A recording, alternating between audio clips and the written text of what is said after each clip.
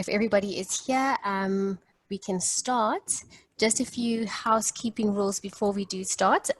Please keep your mics muted as well as your videos turned off during the session.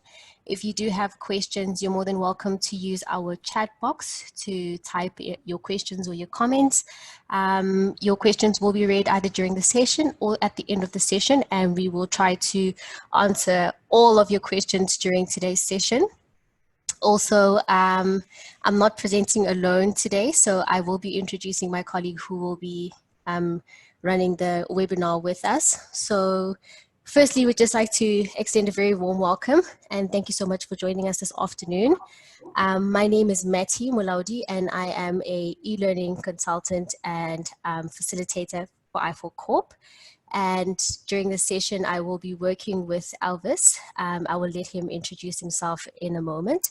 So we will start with our webinar today.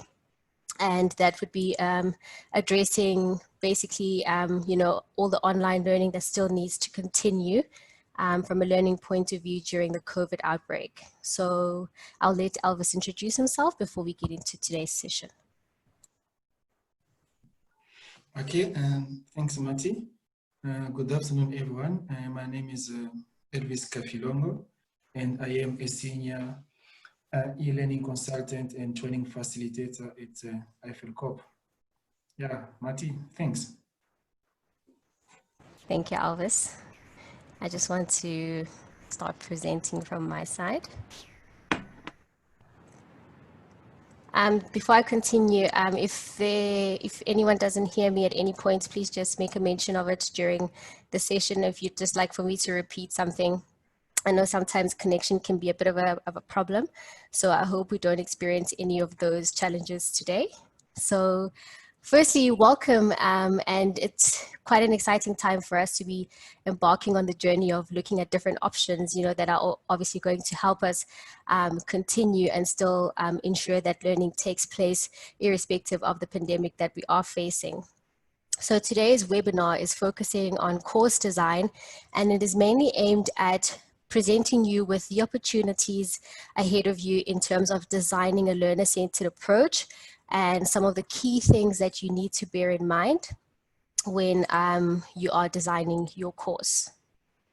So before we go into today's session, I'd just like to highlight that the topic of this first slide is the online course design. And in this section, we mainly refer to designing your course.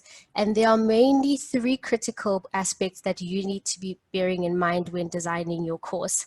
Remember at the beginning, I did say that you will need to take a learner-centered approach in designing your course, because at the end of the day, the end user of your course is going to be your students. So when designing the course, it's imperative that in everything you are designing from a content point of view, from a structural point of view, it is important that your core focus your centeredness is around your learner, making sure that your course is firstly easy to navigate. So it usually makes it a bit more, learners become receptive to using a system or to conducting a course or learning through a course that's easy to navigate, something that's not too complex for them and that actually has logical sense or makes logical sense when using it. So when I'm logging on into a course, it's going to be important for me to be able to understand that this is my landing page, and as I get here, I have a navigation panel. What does my navigation panel actually entail of, and where does it take me? So everything needs to be outlined in such a way that it makes sense for your students, because once it becomes too tedious or too complex, it sort of hinders your students' willingness to learn, because the more complex it is, the more complex it is for them to actually grasp the concept of your course. So you want to make sure that it's easy to navigate, that it's logical, as a logical sense of use. And also when I'm using it as a person, I can use my intuition to say, okay, if I move on from this section, if I click on this section, this is actually where I'm about to go. And this is where it's going to take me. If I lose my way around the course, I can easily navigate my way back to my landing page to actually find the resources or whatever it is that I'm going to need to be using at that point during the course. Elvis, I don't know if there's anything that you would like to include when it comes to the designing of the course. No, nothing, Mati. Everything is good. Thank you. And if we move on to the course structure, there are three most common ways to organize your content when building your course. And if you look at the first option, you're able to organize your course by your subject area. So you're basically able to break it down in such a way that if someone needed to access a specific area in your subject, it would be highlighted and they would know exactly which area to click onto to actually access it. And your second option would be to organize it by date or order of completion, depending on what it is that you would like to see and the view that makes more sense to you, or that will be more sensible to your students. And option three being organizing it by the type of activities that will be included in your course. So it's always important to make sure that you are aware of what options you do have, because it gives you leeway in terms of designing the structure of your course and also creating and giving it that substance and making sure that it actually follows the logical sequence that you had planned out when you were doing your actual outline or the design of your actual course. So if we further look into the planning that's required in organizing your course, we firstly just need to highlight that once you decide how your course structure is going to be like, it's important for you to start beginning with a flow, because everything needs to be sequential and it needs to speak to one another. And it's also a good time to start thinking of how you're going to organize each sections. For some people, they might want to use topics, others might want to use weeks, and others might want to use chapters. So it's going to be entirely up to you in terms of how you want the course to be structured. And it also needs to be in line with how you would actually teach your course in a face-to-face session. So you're not necessarily trying to create something that doesn't exist. You're mainly just taking everything that you would be delivering in a face-to-face environment, and you're just using the technology part of it to augment all of this. So it's never going to replace the human interaction that's going to be needed and that you're going to need to build into your course, because that interaction is still required. But now what you're saying is, how do I take both the technology and the tools presented to me, and I actually create the confluence of taking what I would naturally be delivering in a face-to-face environment, and I start saying, how do I want it to be presented in an online environment? Because I know maybe sometimes you become a bit concerned about, yes, I'm so used to doing this face-to-face, how am I actually going to move from doing this face-to-face and still deliver the same content and still make sure that it is quality and that my students are benefiting from this, and that from a lectural point of view, I'm also providing the support that is going to help my students. So you're just basically taking something that exists and you're changing the delivery in how you would bring it to your students. So if we also look at some structuring examples, when you start developing or designing your course, it's important for you to bear in mind that there are elements that already exist and that are going to need to be incorporated into your course. The first one being your overview. So your students need to understand the actual outline of your course and what it is that they will achieve at the end of the course. It's also important to have objectives or learning outcomes as you start building into your course, making sure that in each unit or in each topic that your students understand what the outcomes or the objectives are going to be at the end. It's important to also make sure that the required resources that are going to support the learning, whether it is reference to a book that you are using in your course or other materials that could be used as support that will actually enable your students, can be and should be included as well. And you also need to provide the content for that given week or for that topic so that you're able to contextualize everything for your students. You also need to be adding things like learning activities and assessments, because at the end of the day, you want to make sure that whatever it is that you've included in your course that your students are supposed to be learning, it is measurable and that you are able to see whether they've understood from a performance point of view. So it's important that once you've taken a look at the actual outline and the design of your course, that you've considered the approach that you're going to take and that you understand the structure that needs to be designed in order for your course to be brought to life. So I think this is just the theoretical part of things, and just to make everything become a bit more practical, and for you to gel everything that we've mainly spoken about here, there is a practical demonstration that Elvis is going to take you through so that you are able to piece everything together in terms of designing your course structure. Elvis, I'll hand over to you now. I'm just going to stop sharing from my side.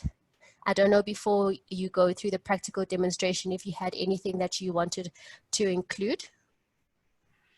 No, Mati, so far everything is fine. Thanks. Okay, I'm going to stop sharing from my side. Yes, please.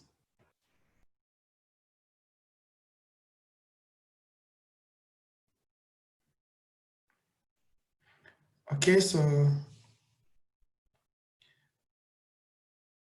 let me try to share my screen with you, colleagues. And I'm going to show you how I would be able to practice everything that Mati explained before. So I'm going to use a platform.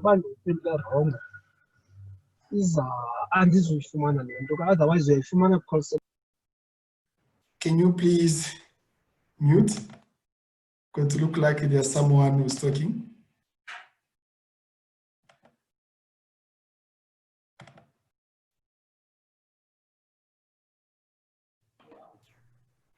Okay, so I'm going to use the platform that we all use, which is WiseUp.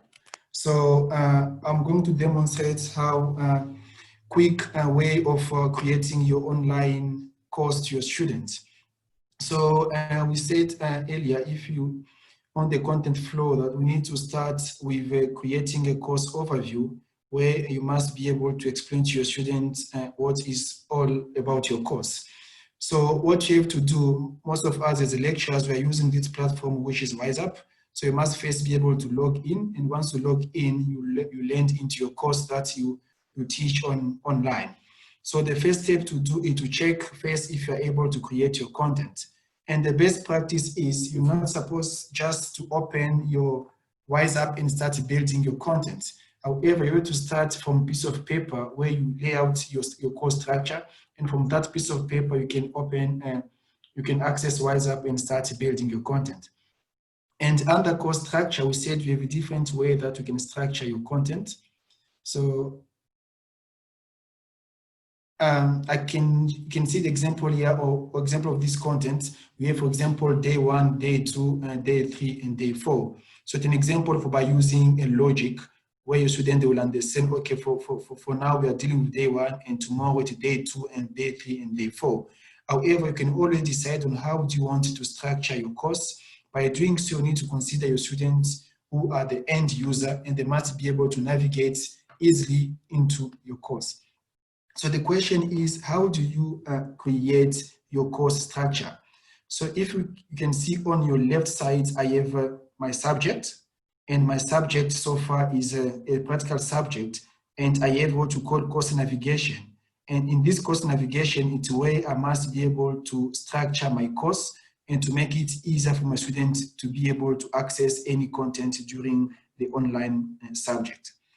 So how do you create your course structure? For you to create your course structure, you must first check if your edit mode is on. So if you check on the right side, the top corner on my screen, I can see edit mode is, and you can see the option there is on. Sometimes when you open and access your course, you can find this edit mode is off. If I click on it, I can turn it off. And if it's off, you as a lecturer, you can't be able to build any content. So the first step, check first. If it's off, you click on it and you turn off to on. And once it's on, then you can be able to start creating your content. So to start creating your content, the first step, you must define your course structure. To define your course structure, you go to the left side and you can see this plus sign here. Once you click on it, we have a different tool that you can use to define your course structure. And the first option is content area, which is a tool which will allow you to start creating your course structure.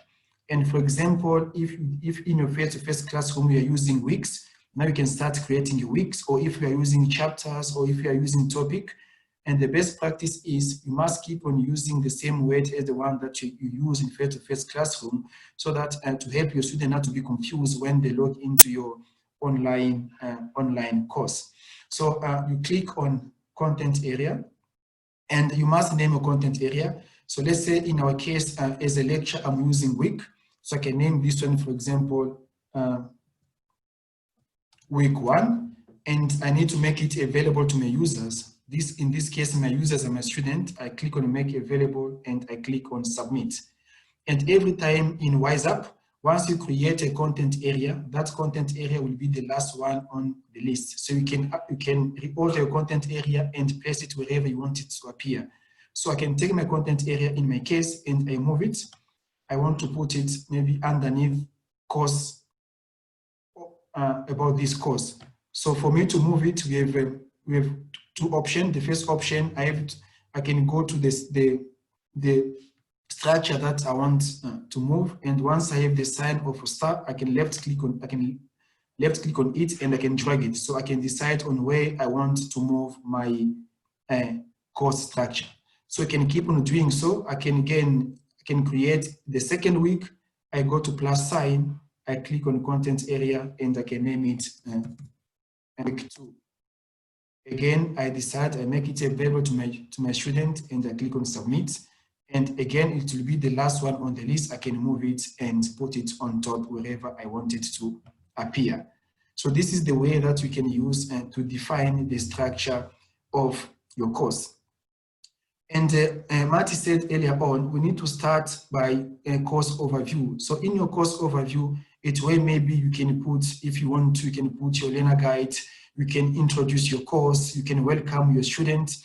For example, if you see on my screen here, I have my welcome message where I explain to my students what is this what is this course about, and how many days they will need for this course to be covered. So by default, when someone reads your course overview, that person will understand in general what is your course about. And you can see, for example, there's a link here which actually gives access to the student to see the outcome, the course outline. And this one, again, will show them what they'll be achieving at the end of each week or at the end of each chapter.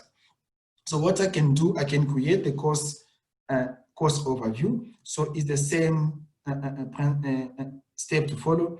You click on plus sign, you click on content area, and you can name it again course overview. You select it, you make it available to your users, and you click on submit. And again, it will be the last one. I move it and I put it on top of my week 1. So my student, once they log in, they will learn to this course overview, and this course overview will give them the general idea about my course. So another practice that we can use, you can see the way I structure my course, I have what I call divider. So this divider, this line divider, they make it again user-friendly and easy to navigate for students. So I can add my divider and put my content into different blocks. So for me to add a divider, what I have to do, I go to plus sign and I click on divider. Once I click on divider, the divider actually is a line. If you check here, I have my line created, and now I can move this line and decide how I want to divide my content. So for example, I want to have week 1 and week 2 in one block. So I can put these 2 in one block. And for example, I want to have course overview on its own block. I do the same. I go to plus sign. I click on divider. I scroll down. I'm looking for that divider. I get my divider. I move it, and I put course overview into its own block. And this way, it will make your course navigation panel easy for students to navigate and easy for students to go through your content. And again, if you want, you can decide to put subheader to your course structure.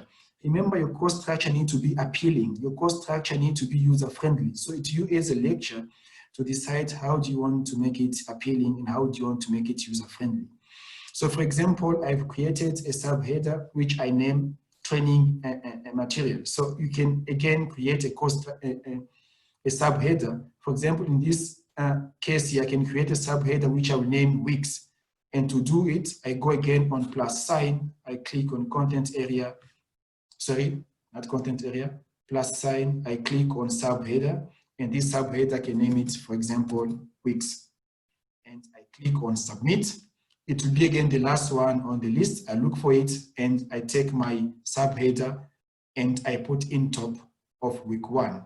And you can see by default subheader is bold and you can't click on it because it's not a content area. It's just to show your student that your course is divided into weeks and these are the weeks. So you can do the same to actually structure your course. So if you are using chapter in your subject, you can do the same. You can name chapter 1, chapter 2, chapter 3, chapter 4, and so on. If you are using topics, you can do the same. So the first step is to create a course structure. And once your course structure has been created, then you can open a course structure and start putting content inside. So I hope everything is fine and everyone can hear me. Then I can continue to the second step, which is now dealing with your content. So I will start with the first content area, which is my course overview. Once you click on course overview, it will open, and inside it's where now you start building your content, everything related to course overview. And once you open a course overview, you see inside we have 4 columns. The first one is build content, the second one is assessment, the third one is tools, and the fourth one is partner content. However, because you need to start with content, so everything related to the content, we need to deal with build content. Once you are done with build content and want to add an assessment, then you move to the column assessment. Your assessment, you can see, it can be a test, it can be an assignment, it can be a survey, it can be a quiz, whatever that you want to assess your student, you come to this option of assessment. And if you want to engage your student, we have a different tools that you can use in WhatsApp. We have a discussion board, we have blogs, we have a journal, we have a wiki, and you can create groups and put your students into different groups. And we have in WhatsApp, we have what we call a Blackboard Collab, which is a tool which allow a lecturer to create a virtual classroom with the student, and they can be all of them in live session where they can ask the lecturer question and the lecturer can be able to respond. And this one gives you the same feeling as a face-to-face classroom. So as I said, we have many tools. It's you as a lecturer to decide how do you want to engage your students and how do you want your course to be user-friendly and appealing. So let's start with build content. Once you click on build content, we have different tools here. As we can see, we have item, we have file, we have audio, we have image, video, web link, content folder, module page, learning module, lesson plan. So there are so many which give you many flexibility on how do you want, to create your content. Let's say, for example, in my course overview, I want to start with a welcome note where I welcome my student and introduce them to, to the course. So in that case, I can select an item, you click on item, and when the item is open, the item must have a name. Maybe I can name it welcome, because I want to welcome my student. I can name it welcome. And in the text editor, it's where I can type my welcome message to my students. And you can see our text editor is the same as Microsoft Word. Sometimes when you access your text editor, it can be minimized. If I click on this area, these 2 arrows, it says show less. If I click on it, you can see your course and your text editor has been minimized. So sometimes once you log into a course editor and you find it minimized like this, actually don't be stressed. We just go to the right side and click on these down arrows, which will say show more. You click on it and it will open. And there you see that you have the same option as in Microsoft Word. So if you want, for example, to put your text into bold, you click on the first T which say bold. You can click on the second T which says italic.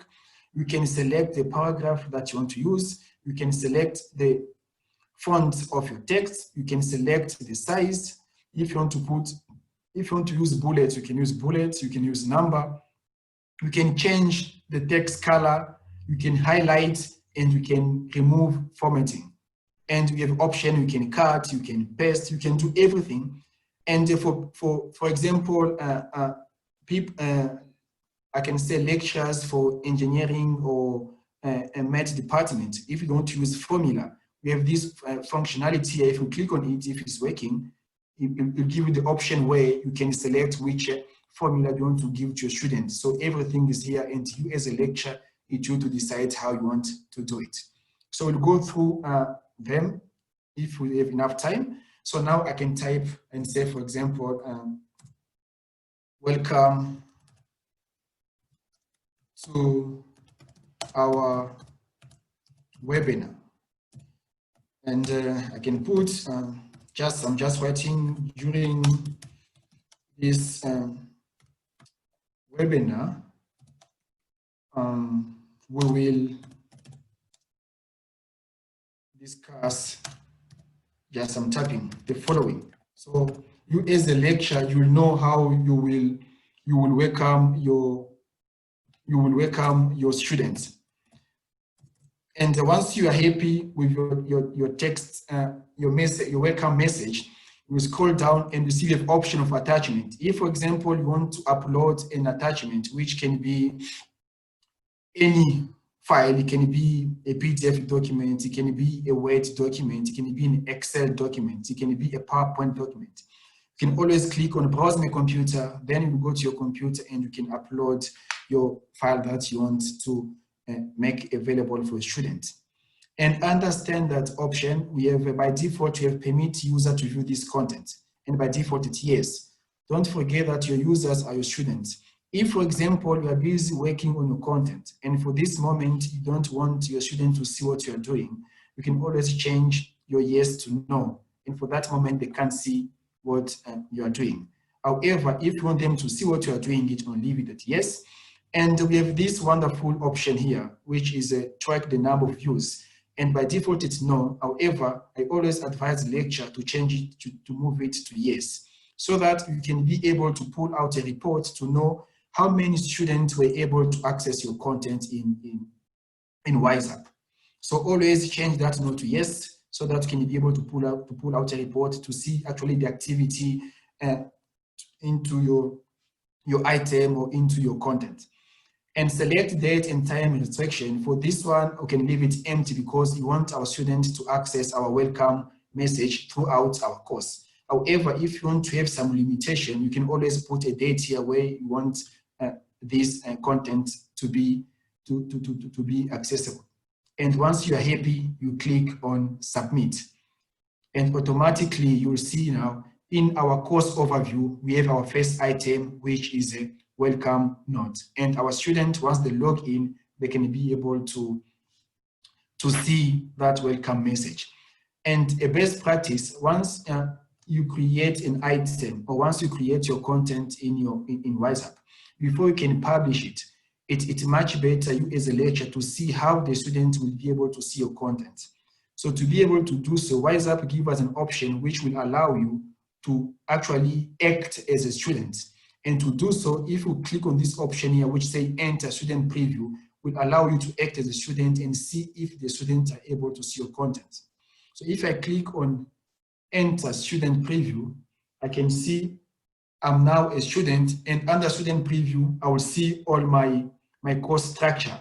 And I can see course overview. Once I click on course overview, now I will land to this page where I can see the welcome note to my students. So once you have done this, you are sure that, okay, my student, they can see the content, then you can go back to your window as instructor. So for you to go back to your window as instructor, you just click on exit preview and you click on continue. And then you'll be back as instructor and you can continue building or creating your content.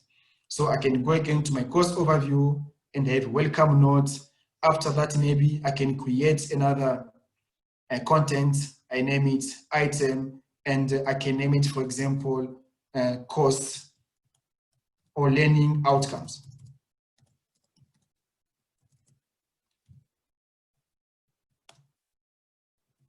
Learning outcomes. And in the text editor, it's where again I have to tag my learning outcome. So I do believe as a lecturer, you can't have a subject without learning outcomes. You can't have a chapter without objectives.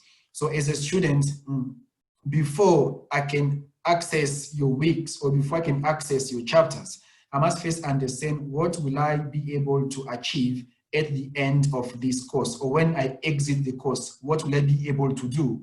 So you as a lecturer must make it clear to the student to know that once they exit your course, they'll be able to do 1, 2, 3. And that information must be clear to your students. So maybe I can say, I'm just tapping at the end of this course. And please call it, I'm calling it course, but if I refer to our terminology, it's actually a subject. So I can say at the end of this subject, student will be able. So you as a lecturer, you know how to type the learning outcomes. And again, don't remember that our learning outcomes must be SMART. So it means they must be specific, they must be measurable, all those options, we know how to do them as lecturers. So I can type all my learning outcomes. And once I'm done with learning outcomes, I do the same. I scroll down. I go again to standard option. I change again the track number of views, no to yes. And again, I click on submit. And you can keep on building your content inside your course overview. I can create another item and I name it activities, where I can list. I go again to item and I can name it, for example, course activities, or we can name it maybe course assessment. It's up to you. And under activities, so the beauty of having course activities, you just tell your students the type of activity that they'll need to complete throughout your course. You don't need to give it in detail. Maybe we can say during our course, you will complete maybe 2 assignments, you have 5 quizzes, you have 2 presentations. Just list the activities. You need to participate in the in the discussion forum. Just list those activities that the students need to complete and throughout your course, so they can know what they have to do. And now, after listing those activities here, in each week or in each chapter, it's where now you start building those activities. If it's an assignment, at the end of your chapter, you must have an assignment, or at the end of your chapter, you must have a discussion forum. However, on this stage, you just list the activities, and the implementation of the activities will be done in each chapter or in each week. And once you are done with listing your activities, you do the same thing. You go down, you select track number of views to yes, and you click again on submit. And this is the way that we can build your course overview. And once you are done with your course overview, you can create another link, which I know lecturer they like it. I can go again. Remember, our students, they need to have access to our learner guides. So you must make it available to them. So if you want to, you can create an item here in your course overview and you name it learner guide, or you can decide to create a link here and name that link learner guide. So if you want to create a link here, name it learner guide, you just go again on plus sign, you click on content area, and you can name this content area learner guide. You make it available to your students and you click on submit. And again, is the last item. I can move it, my learner guide, and I can put it in the same block as a course overview. So my students, once they log in, they need to access the learner guide. They can always click on the link learner guide and they access the learner guide. So after creating my link learner guide, I click on it. It will open. I go to build content. I select again item, and this item I can name it, for example, learner guide. And inside, you just need to attach your learner guide. I can say, for example, the attach is your learner guide. And what I have to do, I tap there, but I need to attach this learner guide. So I scroll down, I go to browse my computer. Under browse my computer, I click on browse my computer. Browse my computer will send me to your computer. Then you can select any document, or you can select your learner guide. can go to my desktop, for example, and I can select my learner guide. Click on it. I can see the learner guide attached. I scroll down, I do the same again, tracking number of views. I click on yes, and I click on submit. So this is the way that you can use to make an attachment to your students, and then they will see your learner guide available for them. And every time, once they need a learner guide, they just come and click on the link learner guide, and they can access your learner guide. So don't need anymore to carry those heavy learner guide and bring them to a face-to-face classroom. Just make it available there, and anytime they want, they will access the learner guide, and they can do whatever they want to do with the learner guide. So this is the way that you can build your online content. We are done with our course overview. We are done with your learner guide. Now we can go to your week. If you are using week, or if you are using chapter, you can go to a chapter. Or if you are using module, you can name it module. So it's you to decide how do you want to structure your online course. So now I can go to my week one, and inside my week one, again, I can start building the content. However, what you must understand, your week one is a container where inside the student must access your content. So to do so, I go to build content. Under build content, I can go to my learning module. Why do you select learning module? This learning module is a tool which will allow you as a lecturer to build your content inside, or to build your lesson inside. And those lessons, they will appear as in the table of contents. So everything will appear as a book. And this one is a user-friendly because the student now will be able to navigate through your lesson by using a table of content. So you can click on learning module. And this learning module, for example, let's say, for example, in your week one, you covered 2 chapters. So I can have in week one, my first learning module, I can name it, for example, chapter 1, which maybe I can name it chapter 1 communication. I'm an IT person, so that's why I'm giving the example of an IT subject. So I can name my chapter 1 communication, which is under week 1. And inside here, it's not compulsory, but I always advise lecture. It's much better as well just to tell your students what will be covered in your chapter 1. So you can just put it in bullets. Maybe you can say in this chapter, the following lesson will be covered. So the students, they can know before they can open a chapter, what will be covered. And once you are happy, you scroll down. Enforcing question, leave it at no.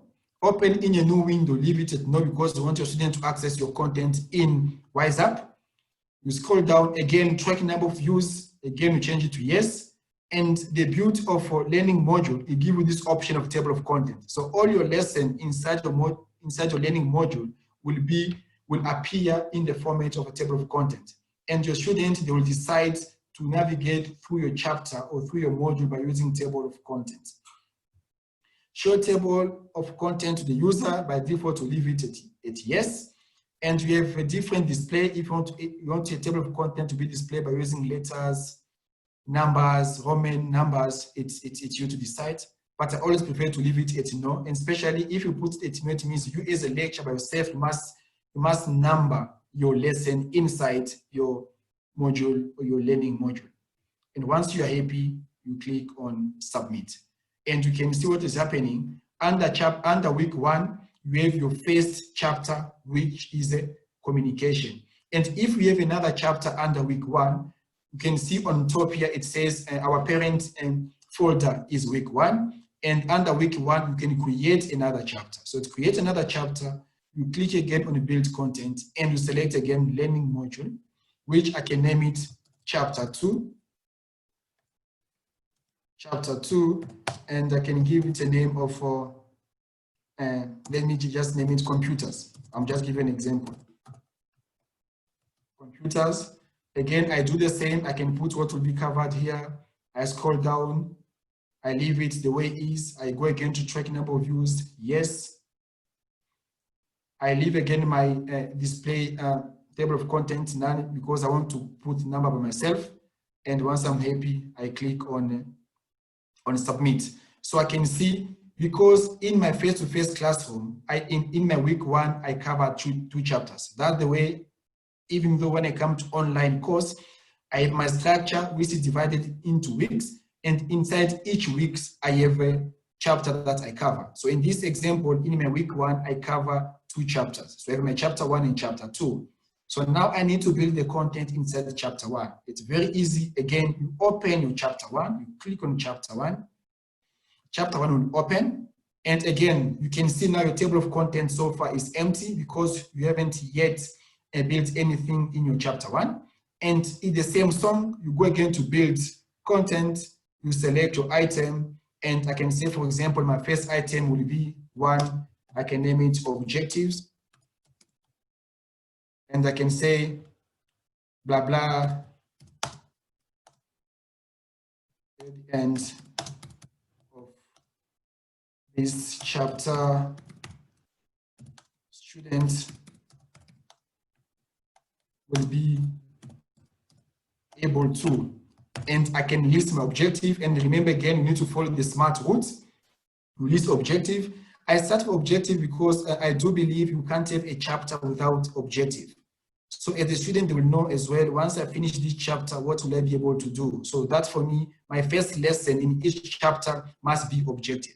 And again, I said, lecturers, you are subject matter experts. You will decide. Some lecturers, they prefer to put objective in, they prefer to put objective in each lesson. So that they use what we call micro learning. So they can decide, okay, lesson 1, in this lesson 1, this is the objective which will be achieved. So it's up to you as a lecturer to decide how do you want to structure your content inside your chapters or inside your module. I scroll down again, I go to track number of views, yes. I scroll down and click on submit. So you can see automatically in my chapter 1, I have my first item, which is objectives. And if you check on the table of contents, I have already 1 item. And this is the beauty, again, of learning modules. So the students, once they access your chapter 1, they can go through your chapter 1 by using table of contents, where they can decide which content to access. And once I finish my objective, I can keep on building my content. I go to build content. Again, I select an item. Maybe I can name it now lesson 1 type of communication. This is my lesson 1 type of communication. And inside here, colleague, you can't say because you want to use a YouTube video or you want to upload your own recording, you can just upload your recording. You must at least introduce your lesson. After introducing your lesson, then you can add extra activities. Then you can add, for example, a video. You can add, for example, a PowerPoint voiceover, which will explain in detail those topics. And you must tell your students why they need to watch that video, or why they need to watch that specific PowerPoint, or why they need to listen to that recording. So always introduce your lesson, tell them what they need to know during that specific lesson, and then you can upload whatever you want them to access in order to understand in detail that specific topic. So maybe I can say, I don't know about communication. Maybe I can say there are 4 types of communication, namely, then I can list my communication. I can put the first bullet. Those are the communication that we have. And after that, now I can decide if I want, for example, to upload a video, which again will explain those 4 types of communication. And how do you upload a video? To upload a video, it depends on which video you want to upload. If you want, you can upload your own recording, or you can upload a video from YouTube. So it's up to you as a lecturer to decide which audio or which artifact you want to make available for students. So again, I want to upload a video, and my video must be underneath the text. So I must click on enter, I remove my bullet, and then where my cursor points, it means it's where I want to do what, to include my YouTube video. So for me to include my YouTube video, I just go to this option of mashups. It's very easy. You click on mashups. Mashups will open, and you can see the option of YouTube video. And again, it depends if this link has been activated by your system admin. So if it's not activated, you can't be able to go to YouTube to upload this YouTube video. However, if it's activated, you can go there and upload. And another point that you must put in your mind when you upload a YouTube video is regarding the copyright.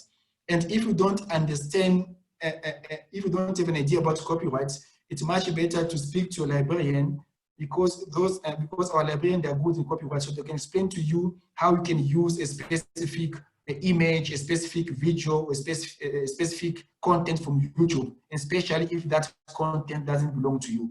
So always ask advice from a librarian to understand the copyright for that specific piece of work that you want to make available for your students.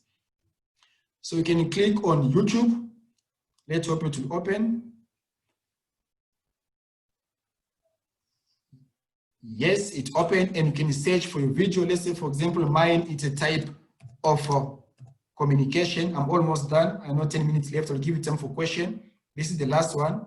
And you click on go and give it time. It will search all the type of communication. And again, I assume you as a lecturer, you know already which video you upload. So you know the video already, and now you can decide which one to take. And once you want to select your video, please check as well the time. You don't need to upload a huge video, because your students sometimes don't need to access or to watch your video by using their own data. And if it's a long video, they will struggle to actually understand or to watch that video. So once the video has been, YouTube displayed a list of different type of video, and then you can select the one that you want to use. You click on select. Come on, you click on select. Because this video doesn't belong to me and I'm not sure of the copyright, I'm not going to change anything. I will leave it the way it is. I scroll down. I can make as well the YouTube link available to my students. So if they don't want to watch this video in my online subject, they can always watch it in YouTube. I select and I just click on submit, and my YouTube video will appear. I scroll down. Again, tracking number of views, yes, and I click on submit. And I can see my YouTube video which explain these which explain these 4 types of communication. So I can see it's only 9 minutes left. We don't have enough time, but I believe you had a quick idea on how you can structure your course and how you can build your content inside your course. So you are more than welcome to contact us to give you more detail. So I don't know if in the chat room, Mati, if there's any question, then we can start answering to the question, and I can stop sharing my screen. Thank Yes, you, Elvis. Elvis. Oh, sorry, Mati, did you take notes It's as well? cool. No. I was just going to say that you did take note of the questions, so you'll just pose the questions. Thanks. Yes, I did. So I just want to say a special thank you to you, Mati, Buli, as well as Doris. Most of the questions that were posted have actually been answered. There are 2 in particular, Elvis, that I would like us to just run through because I think they were not addressed. There is a participant who asked for a quick demonstration on how they can use Collaborate for teaching and learning. And then the other question was with regards to pulling reports to see how many of your students have actually viewed the content you have created. Okay, so I can share my screen to show, to respond to those 2 questions. Okay, let me go back to share my screen again, and it's this one. Okay, share. Okay, so let's start with the first question, which is how to use Blackboard Collab to create a virtual classroom for students. So for you to use Blackboard Collab, you must scroll down and you go to course management. Under course management, you click on course tools. And under course tools, you see we have 2 Collab. So the recent one is Collab Ultra. You click on Blackboard Collab Ultra, it will open. Once it's open, you can create your session. What does it say? Create a session. You click on create session, and it asks you to give a session name. I can name, for example, webinar. It's just a name. Webinar, and you can put, sorry, wait. Okay, you can put a date. you can put start date and end date. So if you want to be using the same link or the same virtual classroom to all your virtual classroom, you just select no end, so that you don't need to keep on creating different link for your different session. But if you want that link to have a specific duration, you can put a start date and end date. So after that end date, it means you must create a new link if you have a new virtual classroom. So in my case, I can just click no end because I don't want to create more of a virtual classroom. And if you check here, we have guest access. If you want, you can allow guest people to join your webinar. And once you click on guest people, you have a link which open. And under that link, we have two options. We have guest role and we have a guest link. And you can see by default, all your students will be participants. But if you click on this drop down here, you can promote your students from being participant to a presenter or to a moderator. So by default, leave them as participants. You can do this promotion during your virtual classroom. And on the right side here, we have guest link. And the beauty of this, you can copy this guest link and email it to your students. So it means you are giving your students two options. If they want, they can access your virtual classroom in WhatsApp. So they must log into WhatsApp to access the virtual classroom, or they can access the virtual classroom out of WhatsApp. So for them to access it out of WhatsApp, you must send them that link. So once they click on this link, automatically they'll access your virtual classroom. So this is the way of creating your virtual classroom by using Blackboard Colab Ultra. I hope I did respond to the question. I'm checking my time, it's only 4 minutes left. So the last question is, how do you pull a report? For you to pull a report, let me, for example, go to my course overview, quick. For you to pull a report, you can see, what does it say? State tracking. So the first option to pull a report, once you are building your item, you must make sure that this track number of views is on. You must change it to yes. Once you change it to yes, then you'll be able to pull out your report. So in our case, it's always on yes. So I want to show you now how do you pull a report. You go to that specific item that you want to pull a report. And you click on drop down, on this drop down, and under this drop down, you'll see we have an option of view state report. You click on view state report, it will open, and we have option here, content usage state. There's a drop down again. You click on this drop down and you select run. You click on run, it will open and it asks you in which format do you want to pull a report. By default, it's PDF, but if we scroll down here, we have a different format that you can use to pull a report. And you can select the date from when to when do you want to pull a report. And under select users, you will see all your students that they are registered into your course.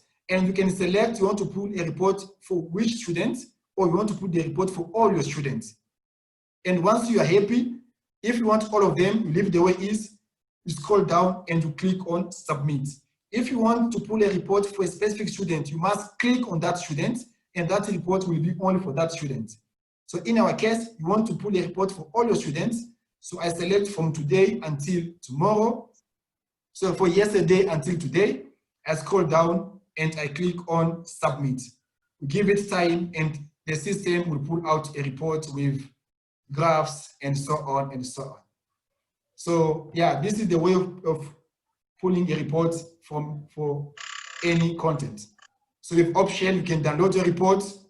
You click on download. If you see my screen, you'll see your report will be downloaded. And you can analyze. So far with me, there's 0 because we are just practicing. But if it's a live class, you'll see the number of times the students actually access your item. And these are the percentage, graphs, everything that you want, the system will pull out for you. Thanks, I'll stop sharing. Thank you very much, Elvis. There was one more question, and I think I will ask him to unmute himself and kind of explain the question further. Mr. Mtanyana, you said there, when can you use the course room? Can you just elaborate on that so the speakers can assist? Oh, okay, thanks. If you can notice, Elvis, when we are creating on the course menu a button maybe about live classes, there is a course room. Normally, when you are creating the sessions, there is always an option for the course room, which you can just enter and the students can enter, and then you can conduct your live sessions. So I wanted to know when best one can use that. When can one use that live sessions? That online. It's what on online. Check.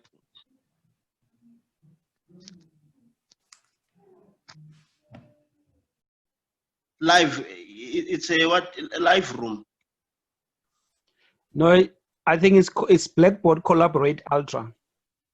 Yes. It's a course room. Yes. No. What we can do once you want to create your course room, by creating your Blackboard Collab Ultra, you can create a course where your students, once they log in, they don't need to go to the specific subject to access that virtual classroom. So it's a place where you can put all your virtual classroom, and the student, once they click on it, instead of going into different pieces of your course to look for that specific link, they can just land on that virtual course where they'll find different link, and they can select which link to click in order to access your virtual classroom.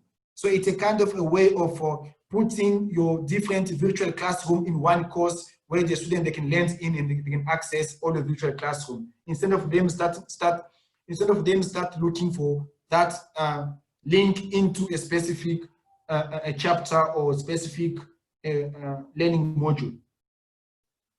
But if you want, after during offline session, I can always communicate with you, and I can show you how we can do it, how to apply it much better. Okay, thanks, Elvis. Thank you. Okay, welcome. Okay, I don't think we still have any more questions. Do we have 5 minutes, Elvis? Can you spare 5 minutes just in case there's anybody who was too shy to type and they would rather take the mic and ask the question? No, it's fine. No okay, problem. So we'll give the floor 5 minutes or so to ask questions. You can just unmute and ask away. Hello. Okay, I would like to ask one question. I did write it down on the chat group side, but I think you didn't see it. I was asking, I don't know, when I came in, the presenter was already ahead. So I was asking, how did he came to that? It's called table of content on your build-up content, where he was, because I'm seeing it's a very nice a tabulated format, that table of content where you can see how many what modules are being dealt with on that built-in content. Thank you. Okay, yeah, let me share my screen again so I can show quick how to reach that part of Can I just come in, Elvis, while you are sharing your screen? Yes. I just want colleagues to note that we have, if they can speak with the e-learning specialists in their campuses, we have what we call a module site. What is module site? What, can colleagues? But it indicates how we tried, Elvis, to standardize the module site, how we actually structure the items that we include there. I was thinking when you were presenting that, how I wish I had shared it with you prior to this presentation, because at least you would be making reference to it. So as much as we have what he calls the table of contents, he perhaps needs also to look at that module site structure that we have designed for WSU. Okay, That that's good. Yes, and by using the structure from the university, so it will make life easier for lecturers, because they don't need anymore to create the structure. They just open the structure and put the content inside. So that is a good move. Okay, so do I still need to show how to reach the point of table of content?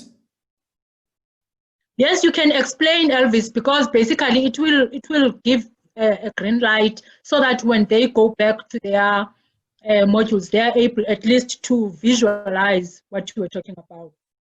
Okay, thanks. So I hope you can see my screen.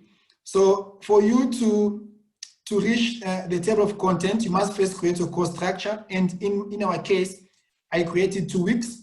I opened week 1. Under week 1, I created 2 chapters. So the chapters inside it's when you can get your table of content. However, you must specify how do you want to create your chapter. So that's why I said you click on build content. If you want to have a table of content, you must use a learning module. So this option allows you to have a table of content when you start building your lesson inside your chapter. So I select learning module. This learning module, I name it, for example, chapter 3. And I can say information system. Information systems. And again, I can put the topic which will be covered or the lesson which will be covered under chapter 3. I scroll down. This learning module option, you leave them the way they are. You scroll down. Again, for you to be able to pull out the report, you change track number of views to yes. You click on yes, you scroll down, and you can see now it offers here, table of contents. And by default, it's yes. I explain again, you can decide how do you want your table of content to appear, if you want letter, mixed number, and so on. But to me, I always prefer to leave it at none so that I can myself enter the number when I start building my lesson inside my learning module. So once I'm happy, I click on submit. And now we can see I have my chapter 3. So I must start building the content inside chapter 3. I click on chapter 3, chapter 2 will open, and now you can see automatically I have my table of contents. So far there's nothing because my chapter 3 is empty. If you want to see something on the table of content, you must first build. So let's say, for example, I click on build content. I select item and let me name it maybe 1. Again, I name it objective, just to give an example. Objective. I scroll down. Here, under text editor, you know, you must type the objective there. I scroll down. Again, track number of views, I change to yes, and I click on submit. And automatically, I will see now objective on my table of content. And if you build another lesson, you'll have lesson 2, lesson 3. So everything that you are building inside your chapter will appear on your table of content. Is it fine? Thank you so much. I'm fine. I got it now. Okay, you're welcome, sir. Sure. Okay, so it seems we went over the 5 minutes that we had originally requested for Elvis to extend himself. I don't think we have any more questions. We will be taking note of the questions that might have not been answered in the chat box. And when we share the recording, we'll ensure that Elvis and Matty try to answer the rest of the questions.